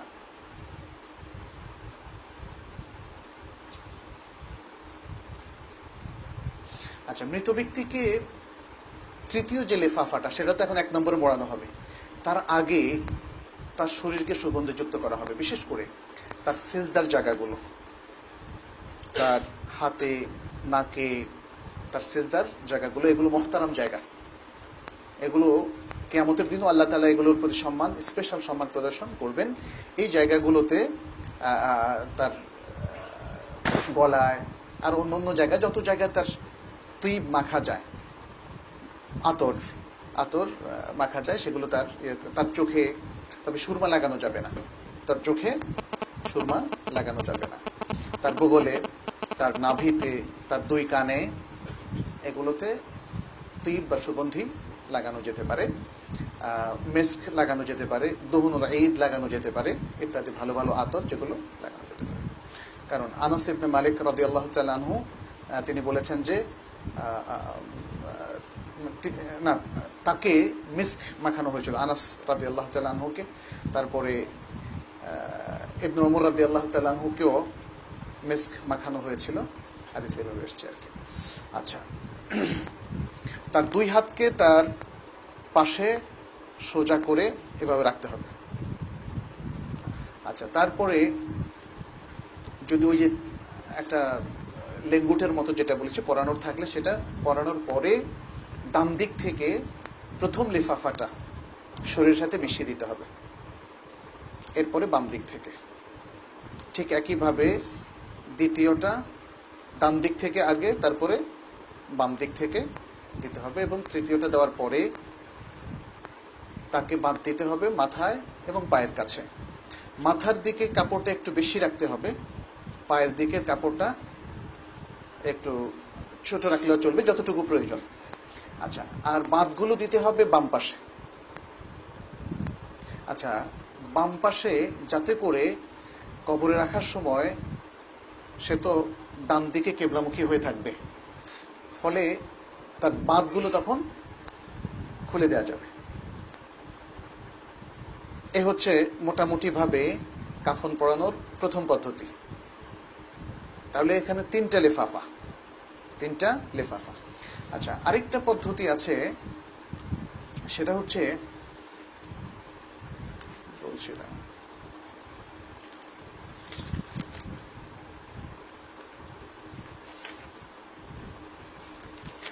আচ্ছা, আরেকটা পদ্ধতি হচ্ছে 3 কাপড়, একটা হবে ইজার হচ্ছে লুঙ্গি। আচ্ছা, আরেকটা হচ্ছে কামিজ, জামা, আর আরেকটা হচ্ছে লিফাফা মানে বড় চাদর যেটা। আচ্ছা, তাহলে প্রথমে বিছাতে হবে কোনটা? লিফাফা। এর উপর বিছাতে হবে কামিজ। আচ্ছা, কামিজটা বেছাবে, কামিজটা কিন্তু 2টো পার্ট থাকবে, এবং তার মাথা বরাবর জায়গাটা একটু কেটে যাতে মাথাটা ঢোকানো যায় সেভাবে করতে হবে, এবং তার সেকেন্ড পার্টটা মাথার কাছে গুছিয়ে রাখতে হবে যাতে পরবর্তীতে পরানো যায়। কামিজটা তার বড় হতে হতে তার হাঁটুর একটু নিচ পর্যন্ত আসবে, তার উপর বিছাতে হবে লুঙ্গি। আচ্ছা, এখন এখানে প্রথমে কোনটা পরাতে হবে? প্রথমে তার লুঙ্গিটা তাকে পরিয়ে নিতে হবে। লুঙ্গিটা তার হয়তো বুক পর্যন্ত বা নাভি পর্যন্ত এই বরাবর হবে। এটা করার পরে এরপরে কামিজ তো প্রথমে তার সেকেন্ড পার্ট হিসেবে নিচ থেকে আছে। এখন তাকে লুঙ্গিটা করার পরে, পরিয়ে দেওয়ার পরে তার মাথাটা ঢুকিয়ে তার উপর দিয়ে, পেটের বা হাঁটুর উপর দিয়ে তার কামিজের উপরের পার্টটা বিছিয়ে দিতে হবে। এই হয়ে গেল তার ইজার এবং কামিজ। এরপরে তার লাস্ট পার্ট লিফাফা দিয়ে তাকে মুড়িয়ে দিতে হবে, এবং তারপরে তার গিট দিতে হবে পুরোটা করার পরে। এই গিটগুলো একটা থাকবে পায়ের কাছে, একটা থাকবে মাথার কাছে, আর মাঝখানে প্রয়োজন অনুযায়ী গিট থাকতে পারে আরো 3টা, মাঝ বরাবর একটা, হাঁটু বরাবর একটা, বুক বরাবর একটা। এই গিটগুলো খুলে দিতে হবে যখন তাকে কবরে রাখা হবে। মোটামুটিভাবে এই হচ্ছে আমাদের ডেসক্রিপশন। আমার মনে হয় খুব কঠিন কিছু না, সহজ। আমরা যেহেতু গোসলটা দেখানোর সুযোগ নাই, অতএব গোসলটা দেখাবো না, আমরা কাফনটা দেখাবো আর কি ইনশাআল্লাহ। আর মেয়েদের ক্ষেত্রে আমার মনে হয় আজকে আলোচনার কি প্রয়োজন আছে? মেয়েদের ক্ষেত্রে প্রায় সেম, শুধুমাত্র আমি বলি, জাস্ট বলে দেই, যেহেতু আমরা লেফাফাটাই শুধু দেখাবো, 3টা লেফাফা, মেয়েদের ক্ষেত্রেও 3টা লেফাফা হতে পারে। 5টা কাপড়ের ব্যাপারে আমি দেখেছি শেখ বিন বাজ রাহমাহুল্লাহ, তারপরে সৌদি আরবের উচ্চ উলামা পরিষদের যে ফতোয়া লাজনা দায়েমা আছে, সেখানে 5টা কাপড় রেকমেন্ড করা হয়েছে। তারপরে ডক্টর সাঈদ কাহতানি, যিনি হিসনুল মুসলিমের লেখক, তিনিও তার আহকামুল জানায়েজের মধ্যে 5টা কাপড়ের কথা রেকমেন্ড করেছেন। তো অনেকেই 5টা কাপড়ের কথা রেকমেন্ড করেছেন। ইরওয়াউল গালিলের মধ্যে শেখ আলবানী এই হাদিসটাকে দাঈফ বলেছেন, যে কারণে অনেকে বলেছেন যে মেয়েদেরকেও 3 কাপড়েই দেওয়াটা উত্তম। এটা হচ্ছে তার মতটাকে যারা গ্রহণ করেছেন। কিন্তু যারা 5 কাপড় বলেছেন তাদের কাছে হাদিসটা হাসান, তাদের অনেকের কাছে হাদিসটা হাসান বলেই তারা সেটা রেকমেন্ড করেছেন। তো যাই হোক, আমরা যদি 5টা কাপড় ধরে নেই তাহলে কিরকম হবে? এখানে থাকবে 2টো লেফাফা, একটা কামিজ, তাহলে কয়টা হলো? 3টা। একটা ইজার আর একটা ওড়না। 2টো লেফাফা, একটা কামিজ, একটা ইজার আর একটা ওড়না। আচ্ছা, ওড়নাটা সবার পরে, মানে না, সবার পরে নয়, আপনি যখনই তাকে কামিজটা পরাবেন, ইজারটা পরাবেন, তার উপরে ওড়না দিয়ে তাকে ঢেকে দেবেন, ওড়না দিয়ে তাকে ঢেকে দিবেন। তারপরে সেকেন্ড লেফাফা, তারপরে ফার্স্ট লেফাফা, এবং সেটা হচ্ছে শেষ। এই আমাদের দেশে কি 5টাই কাপড়ে ব্যবহার করি? আচ্ছা, তাহলে এই হচ্ছে আমাদের থিওরিটিক্যাল ডেসক্রিপশন শেষ হলো। আমরা এবার একটু প্র্যাকটিক্যাল একটু দেখবো আর কি ইনশাআল্লাহ।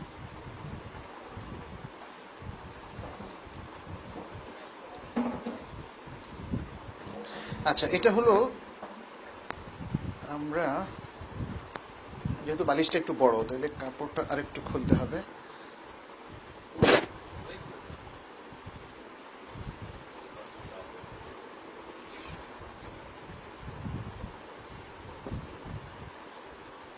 লিফাফা,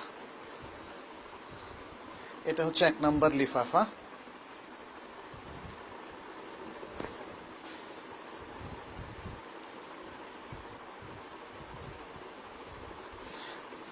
কাপড়, হ্যাঁ, ওটা রিমুভ করে ফেলতে হবে। হ্যাঁ, ওটা খুব ভালো পয়েন্ট মনে করেছেন। ওটা রিমুভ করতে হবে যখন তাকে শোয়ানো হবে। প্রথম লিফাফা তাকে যখন মুড়িয়ে দেওয়া হবে, ওই সময় ওটাকে রিমুভ করতে হবে আস্তে আস্তে, যাতে তখনও কোনো মতে তার ইয়েটা, মানে সতর প্রকাশ না হয়। আচ্ছা, কাপড়ের ক্ষেত্রে কাপড়টা কি খুব দামি হবে নাকি সাধারণ হলেও চলবে? এক্ষেত্রে আসলে মিডিয়াম, মানে প্রত্যেক ব্যক্তি সাধারণত সে যা পরে থাকে এবং মিডিয়াম ক্যাটাগরির হলেই হবে। আচ্ছা, কাপড়ের সাইজটা হচ্ছে মানে মৃতের সাইজের উপর নির্ভর করবে। অনেক বড় দরকার নাই, যার যদি প্রয়োজন হয় কম, তাহলে যেটা আমরা বলেছি, তার যদি 30 সেন্টিমিটার পাশ হয় তাহলে 90 সেন্টিমিটার হলে হবে। আর সামনে হয়তো এদিকে আধা হাত আর এদিকে 1 হাত যদি থাকে তাহলে সেটা যথেষ্ট।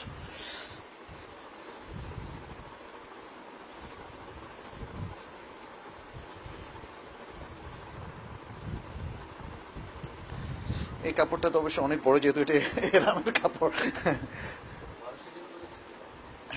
হ্যাঁ, মানুষের জন্য, হ্যাঁ, বড়দের জন্য ঠিক হবে। আচ্ছা, বালিশটা একটু দেন। জি, আচ্ছা, আমরা যদি মনে করি যে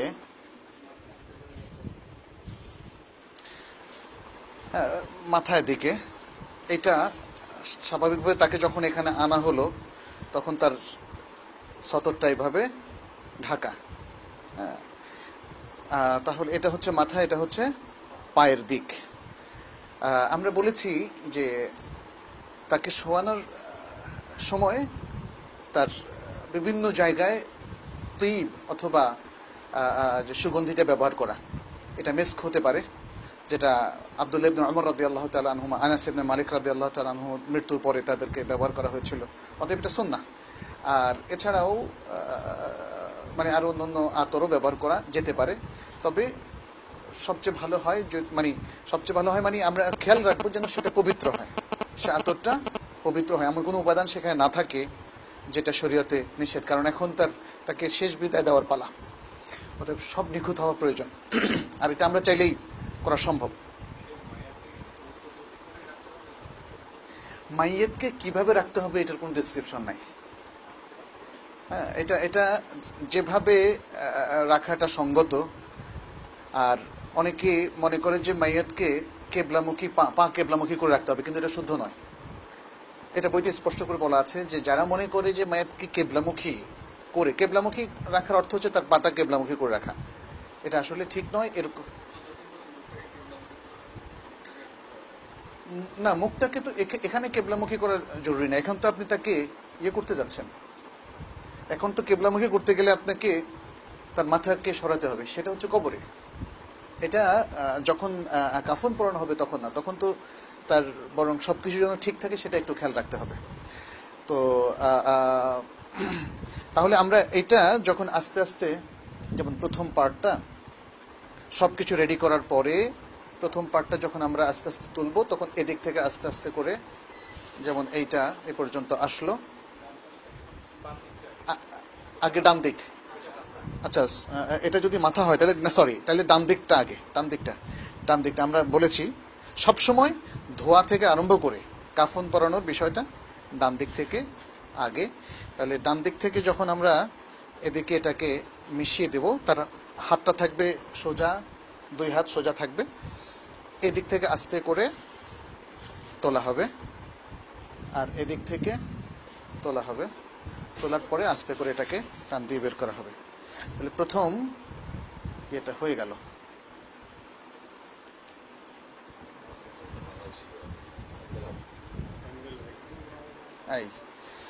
এরপরের চ্যাপ্টারগুলো সহজ। এখানেও আবার দ্বিতীয় লেফাফাটাও তার ডান দিক থেকে আগে, ও এদিকে তো কম, যাই হোক,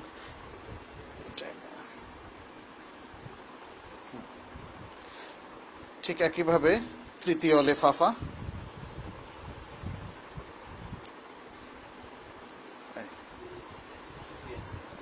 আচ্ছা এবার মাথার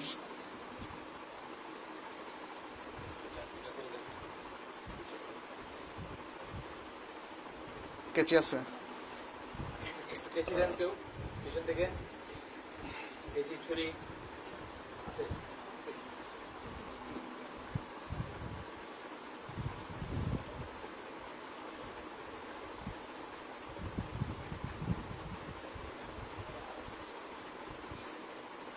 আরেকটা একটু দেন।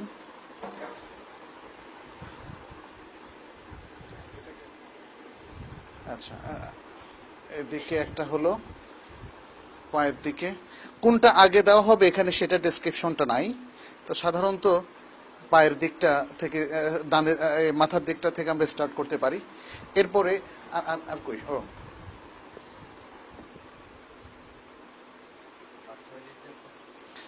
মাঝখানে দরকার নেই না। আচ্ছা না, আমরা বলেছি যে মাঝখানে কয়টা দরকার হবে সেটা নির্ভর করবে। মাঝখানে অন্তত একটা বা আরো, মানে মাঝখানে আরো একটা হতে পারে, অথবা আরো তিনটা হতে পারে, কারণ তা না হলে কাপড় সরে যেতে পারে। আর আমরা বলেছি যে এটা হবে বাম দিকে, হ্যাঁ, মানে সিলাই গিটটা থাকবে বাম দিকে, এখানেও গিটটা থাকবে বাম দিকে, এখানেও যখন দেওয়া হবে সাধারণত পাঁচটা লাগে, হ্যাঁ, এখানে একটা আর মাঝখানে একটা। এখানে সবগুলো হবে বাম পাশে, গেটগুলো বাম পাশে হবে। যখন কবরে শোয়ানো হবে তখন যেহেতু মানে তাকে ডান কাত করে ডান কাত মানে ডান দিকে মুখ ফিরে দেওয়া হবে, তখন তার যাতে খুলতে সুবিধা হয়, সেগুলো উপরে থাকবে, খুলতে সুবিধা হয়, যাতে এই পাশে আবার না ডান পাশে পড়ে গেলে তখন আর খুলতে অসুবিধা হবে। এই হচ্ছে একটা পদ্ধতি। আচ্ছা, আরেকটা যেটা আমরা বলেছি কামিজের পদ্ধতি, তবে উত্তম হচ্ছে লেফাফা। এই পদ্ধতিটা হচ্ছে সবচেয়ে উত্তম, পুরুষ নারী সবার জন্যই। আর নারীদের ক্ষেত্রে এক্সট্রা যেটা আমরা বলেছি দুটো কাপড় দিতে অসুবিধা নেই, যেহেতু বিজ্ঞ আলেমরাই সেটাকে রেকমেন্ড করেছেন। আর যখন কামিজটা পরানো হবে সেটা কিরকম?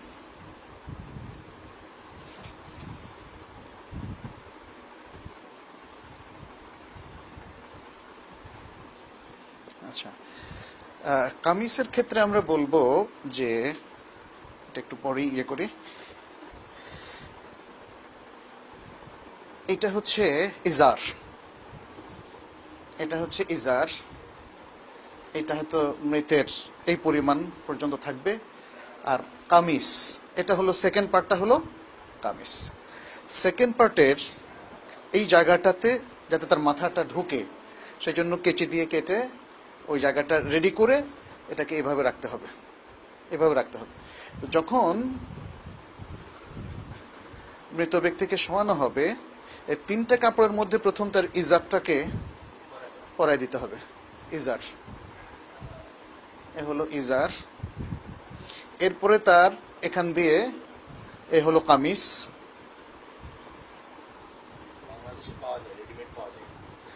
কামিজ হলো মাথাটা, মানে মাথাটা বের হয়ে থাকবে। এরপরে তখন মাথাটা কিন্তু আর তিনটা কাপড় পাচ্ছে না, মাথা পাচ্ছে একটা কাপড়। এই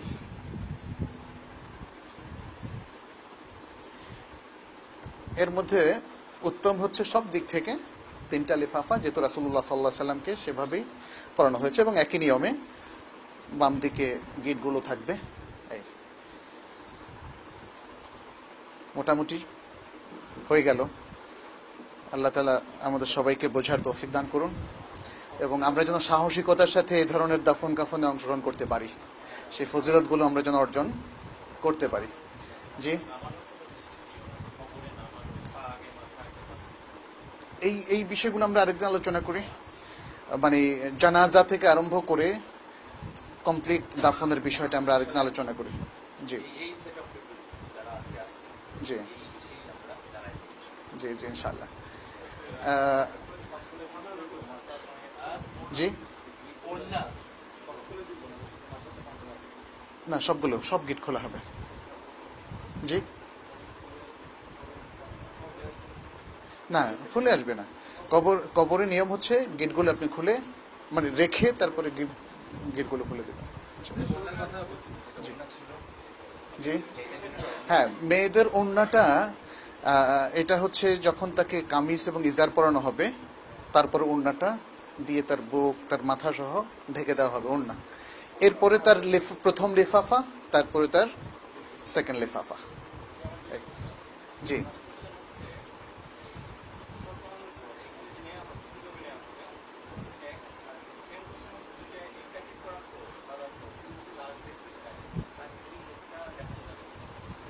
হ্যাঁ, নেয়ার বিষয়টা হচ্ছে প্রথমে যেই তক্তায় উনি থাকেন সেখানে ইচ্ছে করলে করা যায়।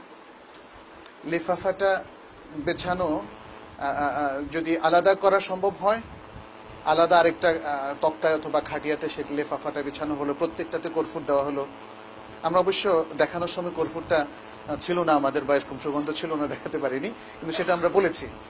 আচ্ছা, আর যদি এমন হয় যে যে তক্তায় উনি আছেন সেখানেই ছাড়ার কোনো উপায় নাই, তাহলে সেখানে মৃতকে হয়তো একটু সরিয়ে তার পেছনে প্রথম লিফাফাটা, তারপরে প্রথম লিফাফাটা দেওয়ার পরে কিছু হানুত, কিছু সুগন্ধি, কর্পূর এগুলো দেওয়া, দ্বিতীয়টার পরে আবার কিছু দেওয়া, তৃতীয়টার পরে আবার কিছু দেওয়া। বাঁধার পরে যদি কেউ দেখতে চায়, দেখাটা নিষিদ্ধ নয়। হ্যাঁ, তার মাথার অংশটা খুলে দেখতে পারে, এবং মৃত সাধারণত এই কাজগুলো আগে করে ফেললেই বেটার, মানে যাতে করে দাফনের পরে আর তাকে খুলতে না হয়। কারণ যখন তাকে কাপড় দিয়ে ঢেকে দেওয়া হয়, দেখার পর্বটা যদি তখনই শেষ হয় সেটা বেটার। আর যদি এমন হয় যেমন অনেক আত্মীয় স্বজন দূরে, তারা শুধু তার চেহারা একবার দেখতে চাচ্ছে, তাহলে সেটা জায়েজ আছে। আর মৃত লাশের মাথায় চুমু দেওয়া, এটা জায়েজ আছে, জায়েজ আছে, এটা জায়েজ আছে। মানে এখানে আমাদের বইতেই আছে ডক্টর সাইদ আল কাহতানির, সেটা হচ্ছে তাকে সম্মানজনক, সম্মানজনক তার কপালে বা মাথায়। জি,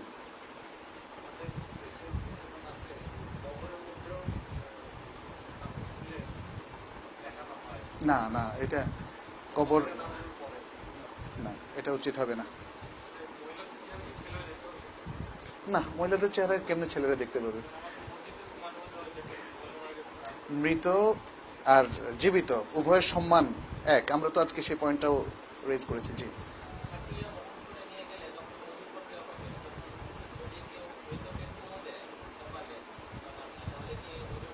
মৃত তো নাজাস নয়, এটা তো আমরা বলেছি।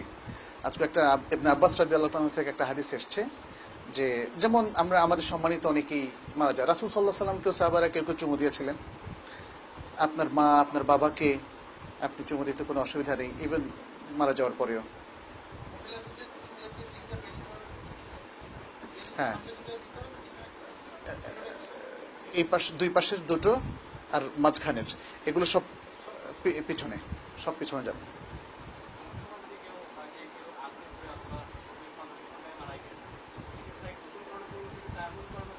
তায়াম্মুম করানো যাবে। খুব সুন্দর প্রশ্ন করেছেন। অবশ্যই এ ব্যাপারে ওলামারা একদম স্পষ্ট বলেছেন, যাদের পুড়ে যাওয়ার কারণে গোসল দেওয়া সম্ভব না তাদেরকে তায়াম্মুম করানো, অথবা যাদের যেমন হয়তো এমন রোগ, কুষ্ঠ রোগ বা এই টাইপের মারাত্মক রোগ, স্কিন ডিজিজ, মৃত্যুর পরেও তাদের গোসল দেওয়া যাচ্ছে না, পচে যাবে বা আরো মানে সমস্যা, সেই সমস্ত ক্ষেত্রে তায়াম্মুম দেওয়া যাবে। তায়াম্মুম একই নিয়ম, একই নিয়ম। জীবিত অবস্থা তায়াম্মুম, মৃত অবস্থা তায়াম্মুম। জি,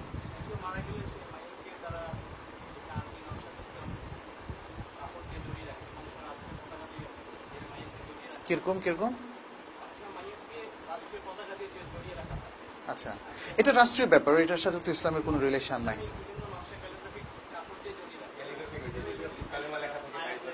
না না, এগুলো এগুলো একদম সাদা কাপড়, সাদা কাপড়। জি,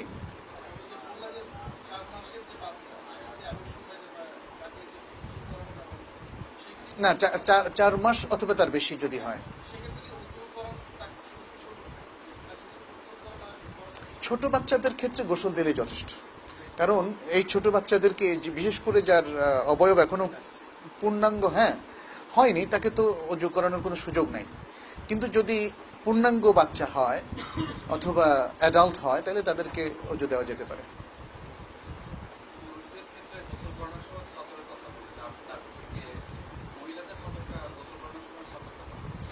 মহিলাদের তো পুরো দেহটাই সতর, আর এই জন্যই বলা হচ্ছে যদি স্বামী তাকে ধোয়ায় অথবা অন্য নারীরা ধোয়ায়, অন্য নারী ধোয়ালেও আমরা বলেছি সেখানে বাইরে কেউ থাকবে না, সেক্ষেত্রে তাদের বুক থেকে আরম্ভ করে হাঁটু পর্যন্ত এটা ঢেকে রাখবে। জি, মেজর আওরা, এটাকে বলা হয় আল আওরা আল মুগাল্লাযা, মেজর আওরা এটা। জি,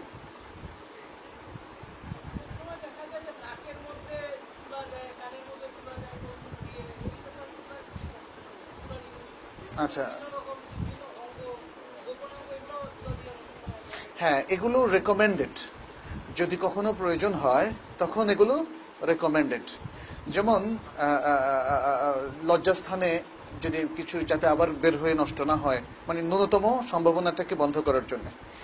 আর নাকে তুলা দেওয়া হয় সম্ভবত কোনো হয়তো পানি অথবা অন্য কোনো জিনিস যেন হ্যাঁ ব্লিডিং হয়, এই জন্য এটা এটা এটা কোনো অসুবিধা নেই, এটা বেদাতের মধ্যে পড়বে না। যে হ্যাঁ, হতে পারে আপনার নিজের কাপড় যদি রেকমেন্ডেড করা থাকে, সেটা এহরামের হতে পারে, অন্যটাও হতে পারে, কোনো অসুবিধা নেই। পুরনো কাপড় দিয়ে সাহাবাদেরকেও নিজ নিজ কাপড় দিয়ে তাদেরকে, যেমন মুসআব বিন উমাইর রাদিয়াল্লাহু তাআলা আনহু, তার কাপড় দিয়ে তাকে যখন দাফন করতে যাওয়া হচ্ছিল, তিনি তো উহুদের যুদ্ধে শহীদ হয়েছিলেন, তখন মাথা টানলে পা বের হয়ে যায়, পা টানলে মাথা বের হয়ে যায়, তখন রাসূল সাল্লাল্লাহু আলাইহি ওয়াসাল্লাম বললেন যে তার মাথাটা আগে ঢাকো। হ্যাঁ, তিনি তো মুহরিম ছিলেন না।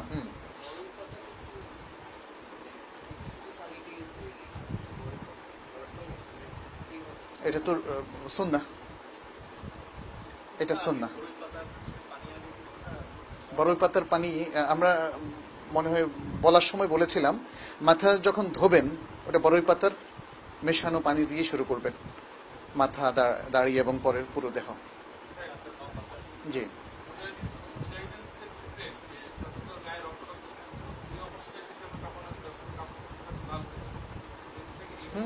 সেভাবেই, কারণ ওদিন তারা ওইভাবে উঠবেন। মুহরিম এবং মুজাহিদরা ঠিক ওইভাবেই তাদের হাসর হবে আলহামদুলিল্লাহ।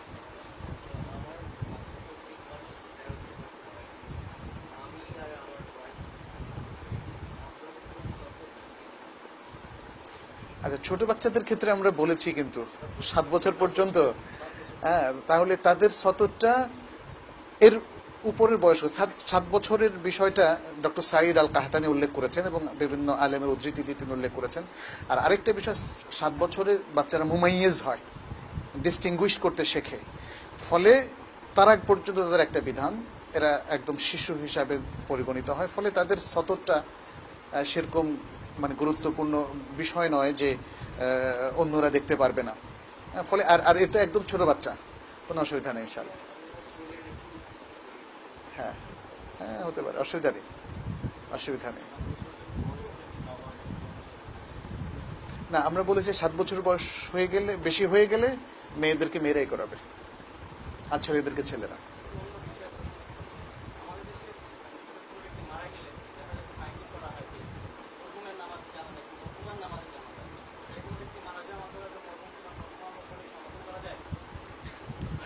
মরহুম আর মরহুমা এটা হাদিসের কোনো ভাষা না, আসলে হাদিসের অথবা প্রাজ্ঞ আলেমদের ভাষা হচ্ছে রাহেমাহুল্লাহ রাহেমাহুল্লাহ, এটা বললে সবচেয়ে সুন্দর।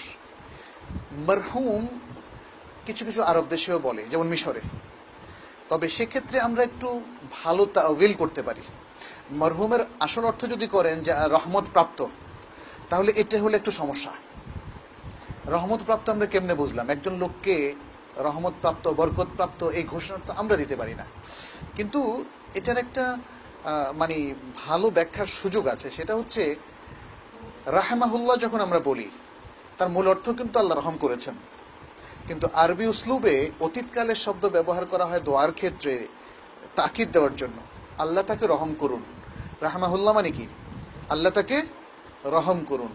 তো মারহুম যদি সে অর্থে আমরা নেই, সেটাকে নিয়ত করি, তাহলে ওই বিপদ থেকে বাঁচা যাবে যে আমরা রহমত প্রাপ্ত বললাম না, মারহুম মানে হচ্ছে সার্টিফাই করলাম না, আমরা বললাম যে আল্লাহ তাকে রহম করুন, মারহুম মানে আল্লাহ তাকে রহম করুন। এই ধরনের অর্থ দেওয়ার সুযোগ আছে, যেহেতু আল মারহুম যদি এভাবে বলি, এর আরবি ব্যাখ্যা হচ্ছে আল্লাযী রহিমা আয় রাহমাহুল্লাহ। অতীতকালের অর্থ বাদ দিয়ে আমরা বললাম দোয়ার অর্থ আল্লাহ তাকে রহম করুন। তারপরেও আরবদেরকে আমরা মরহুম, মানে সৌদি আরবে আমরা মরহুম বলতে দেখিনি, ওখানকার লোকাল আরাবিয়ানদের, তারা কেউ মারা গেলেই রাহমাহুল্লাহ, গাফারাল্লাহুলাহ, এই দোয়াগুলো কিন্তু বেশি প্রণিধানযোগ্য, সুন্দর। আর তাছাড়া এই দোয়া তো সুন্নাহও শিখিয়ে দিয়েছে, আল্লাহুম্মা গফির লাহু, এই যে অতএব গাফারাল্লাহুলাহ, আল্লাহ তাকে ক্ষমা করুন, আল্লাহ তাকে রহম করুন, আল্লাহ তাকে জান্নাতে প্রবেশ করান, এই টাইপের দোয়াগুলো হচ্ছে সুন্দর। মানে দোয়ার ক্ষেত্রে যদি আমরা সুন্নাহ পরিপালন করি, সেটা সবচেয়ে উত্তম।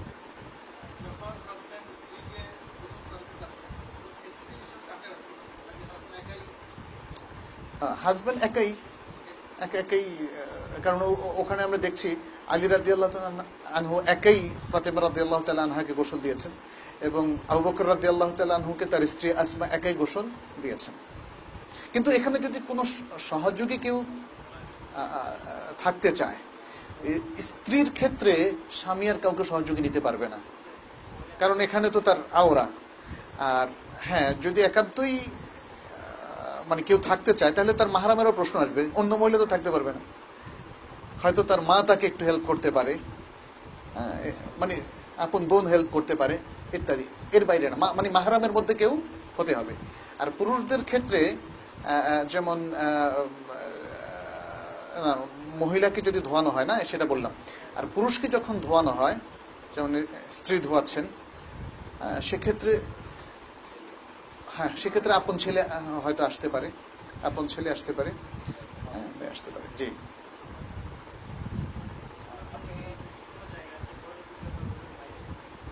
কোনটা? গোসল দেওয়ার কথা আমরা বলেছি যদি ছাদের নিচে হয় সেটা সবচেয়ে ভালো।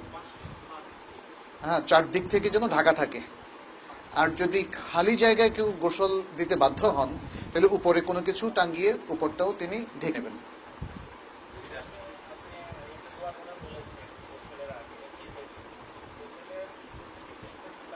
আর কোনো দোয়া নাই, কিন্তু ওই যে ইয়েতে অজু করার সময় বিসমিল্লাহ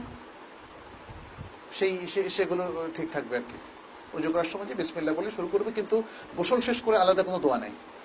গোসল শেষ করে আলাদা কোনো দোয়া নেই, মাঝখানে কোনো দোয়া নেই। তারপরে আপনি যখন খাটিয়ে তাকে আনবেন তখন লা ইলাহা ইল্লাল্লাহ অনেকে বলে, মানে মৃতকে নাড়ানোর সময় সবসময় লা ইলাহা ইল্লাল্লাহ বলে, ওর কোনো দলিল নাই, মানে এর কোনো প্রয়োজন নাই। মানে মৃতকে আপনি কাফনের উপরে আনবেন অথবা গোসলের জন্য খাটিয়ে নেবেন, এর জন্য স্পেশাল কোনো দোয়া নেই। আর অথবা মৃতকে স্থানান্তর করার সময় আমরা যেটা দেখি, অথবা লাশ বহন করার সময় যে লা ইলাহা ইল্লাল্লাহ লা ইলাহা ইল্লাল্লাহ বলে, সেটা কোনো ও এটা করা যাবে না, এটা বিদআহ। তাছাড়া মৃতকে আবার সুরমা পরানোও যাবে না, এটা অনেকে পরিয়ে থাকেন, কিন্তু আমরা বলছি শুধু সুগন্ধি ব্যবহার করবে, কিন্তু কোনো সুরমা পরাবে না। জি, তাহলে আজকে আমরা এখানে শেষ করছি। আল্লাহ আমাদের সবাইকে তৌফিক দান করুন। আরেকটা সেশনে আমরা হুল জানাজা এবং আরো বেশ কিছু গুরুত্বপূর্ণ আলোচনা করব আমরা, এবং দাফনের শেষ অংশটা ইনশাআল্লাহ আমরা আলোচনা করব। সেই আশাবাদ ব্যক্ত করে আল্লাহর কাছে তৌফিক কামনা করে এবং সবাইকে ধন্যবাদ জানিয়ে আজকে এখানে শেষ করছি। হাদা ওয়া সাল্লাল্লাহু সাল্লাম আলা নবিয়িনা মুহাম্মদ ওয়া আলা আলিহি ওয়া আসহাবিহি আজমাইন। সুবহানাকাল্লাহুম্মা ওয়া বিহামদিকা আশহাদু আল্লা ইলাহা ইল্লা আনতা আস্তাগফিরুকা ওয়া আতুবু ইলাইক।